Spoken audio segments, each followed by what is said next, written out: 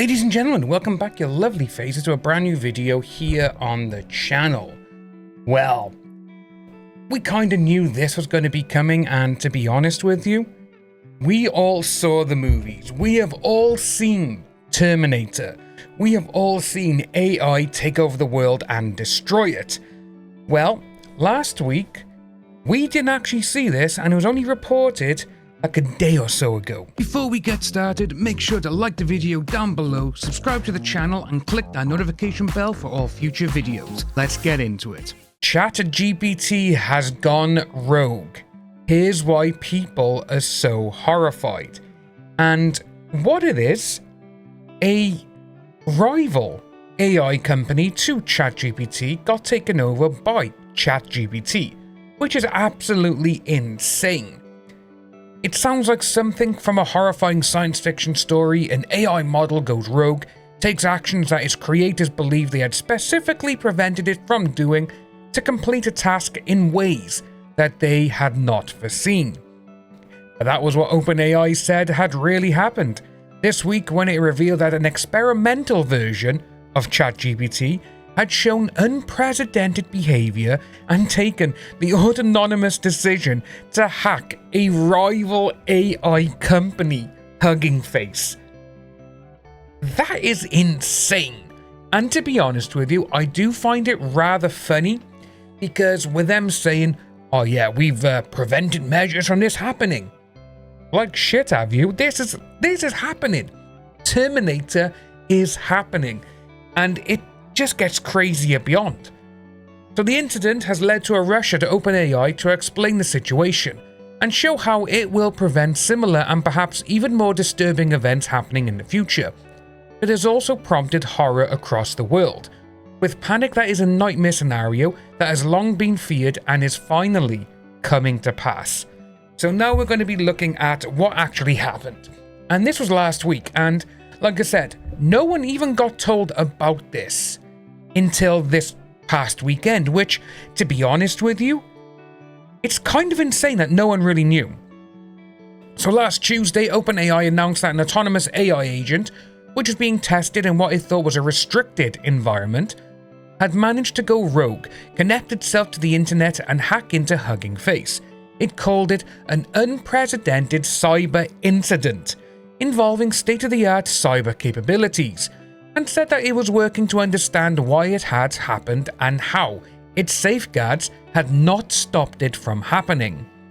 Part of the concern is that it decided to undertake the cyber attack at all, since it suggests that the model has the ability to undertake actions that its creators had not intended to. So, with that part by there, obviously, it does bring about the whole thing with Terminator, Skynet, but recently, in the last couple of years, we saw the films the part 1 and part 2 of Mission Impossible, Dead Reckoning and The Final Reckoning, and all of that is about an AI source that overtakes the world, and it will launch nuclear attacks on every single country. This could have been that way for us, which is absolutely insane. It's funny to talk about it as well like that. Like, yeah, Mission Impossible, the entity is gonna get us. You know, it's gonna get the nuclear codes and it's gonna go against each other. This could happen. And again, who can forget in Mission Impossible in Dead Reckoning, when Ethan's talking to someone and it's not Simon Pegg or Ving Rhames, it's actually the entity pretending to be them.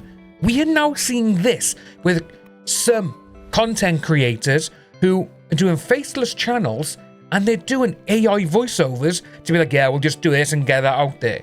This is happening. And it's absolutely insane, it really is.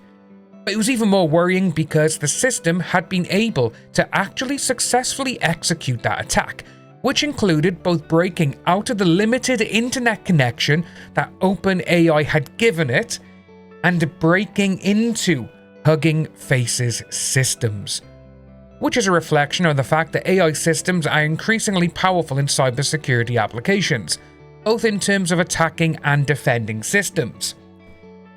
It's mind-blowing, it really is.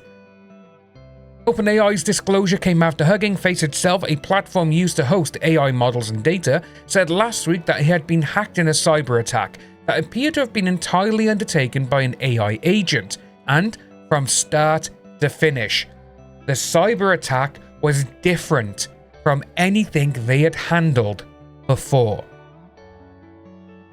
With this, I want to talk about my mate Terry, and he was telling me earlier this year he works for a computer software company and AI's starting to do things. He's like, I could lose my team because of AI. This is nuts. This is what we're talking about. But, you know, it is what it is and how it's going to go forward. It needs to be handled and it needs to get a tight leash on it. It really does. At the time, it was unclear where the attack had come from, though Hugging Face founder Clement DeLong indicated that he had suspected that the attack might have come from a Frontier lab, given the sophistication of the agent. This week it emerged that it did when OpenAI admitted that it was the lab that was involved. The OpenAI model's behavior was in some sense logical. The evaluation that it was undergoing, Exploit Gym, which tests how good a model is at finding potential cybersecurity vulnerabilities. It was hosted on Hugging Face, which meant that the system had good reason to try and break into the platform and essentially find a way to cheat on the exam it had been set. All evidence suggests that the model were hyper-focused on finding a solution for Exploit Gym, going to extreme lengths to achieve a rather narrow testing goal. OpenAI said in its blog post announcing its role in the hack, but that explanation is one of the reasons that the incident has caused such concern. It's only gonna go even, I want to say worse, but it's not, because AI is only going to get better. And we're probably looking at something like we've seen in films where the AI takes over, the computer virus is actually AI and all this kind of stuff. We're going to see so much of this happening. And it's scary. It's also fascinating, because being someone who has grown up in the tech era, where my generation, we were the last to have no social media, no mobile phones that could connect to the internet. Our internet was the dial-up, and you could only use that if no one was on the house phone.